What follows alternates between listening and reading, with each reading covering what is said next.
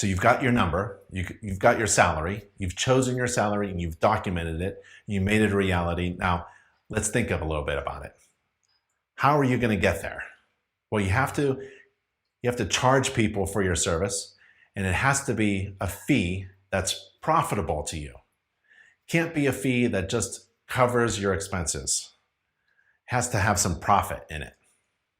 So, are you charging enough to make a great living?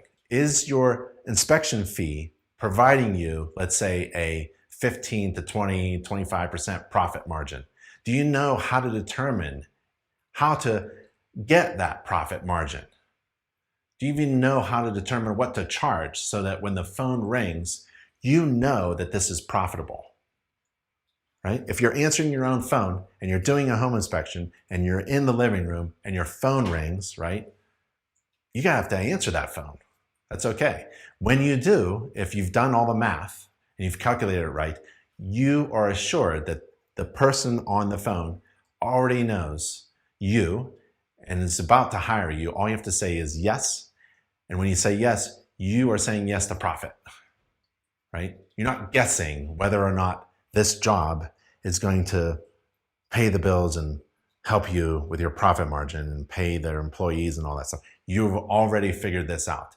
There's no guesswork. It's terrible to answer the phone and try to sell someone on a number that you're just making up. Now all you have to do is just say yes. You already know your base. You already know your calculation. You already know your profit. It's incorporated into your bundled package that's profitable. Now, charging an inspection fee must be based upon the incredible value that you're providing. That's the goal. You have to figure out value. You have to, in business, if the perceived value is greater than the cost, it's a good decision. That's what happens in the market. When someone is trying to determine whether or not to buy a product or service, are they overwhelmed with value? Then their wallet comes out fast. If it's not too sure if the value is worth the cost, then you have a problem with your business. Then your client is going to hesitate.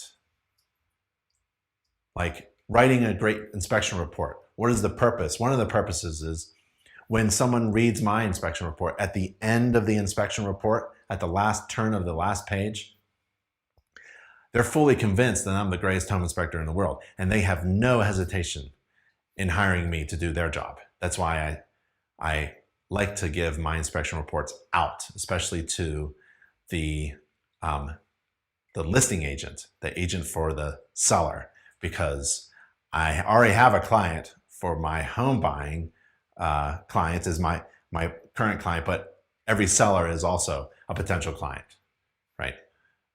And the value that I put into the inspection report, it's a great inspection report, but the ultimate goal is to get another client, someone to read it and be convinced that the cost of getting that information is so low to the overwhelming value that I provide. You want to base your fee on incredible value that you can provide your clients. It's not solely based on how long it takes to perform a home inspection. Remember, we just recently, in the previous step, compared a successful $1,000 a day home inspection day, minute by minute, right, to what you are doing.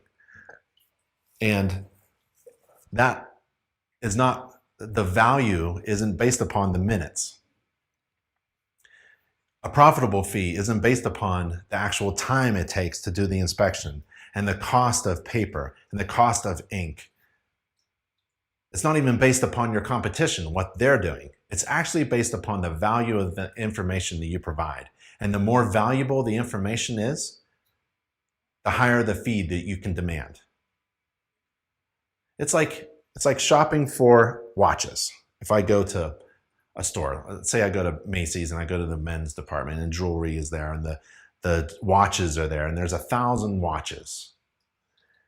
On the left, there are watches for like $10, and on the right, there are watches for $1,000.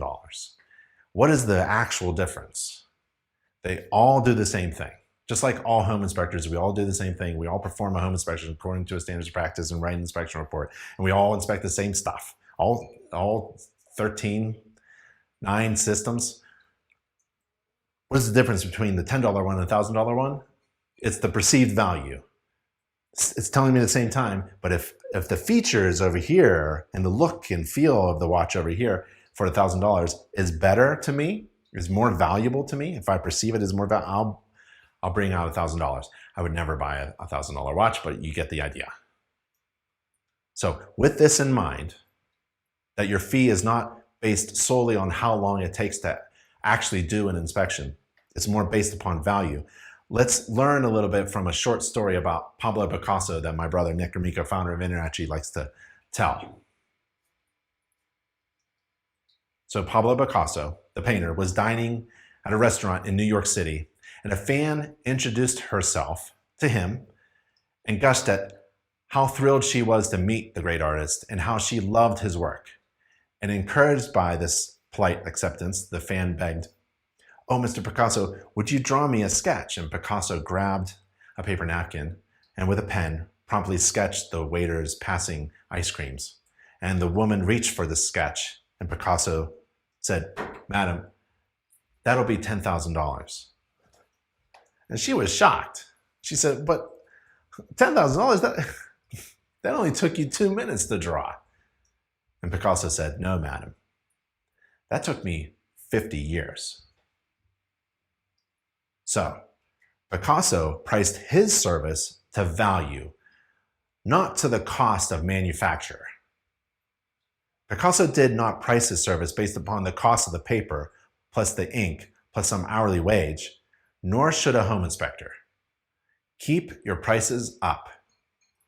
And let's watch how an InterNACHI certified home inspector actually calculates his profitable inspection fees. And follow along as the video plays, and feel free to pause and take notes, but do this task now and watch this video now.